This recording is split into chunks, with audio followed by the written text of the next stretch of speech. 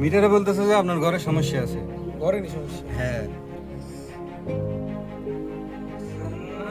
এটা তো সমস্যা আছে। আপনি মেন সুইচটা বন্ধ করে দেখেন, এটা লাফানো চলে যাবে।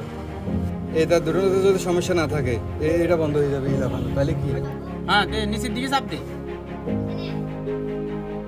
অফ করো সব, নিচের দিকে চাপ দে। না এই নাই, ঠিক আছে।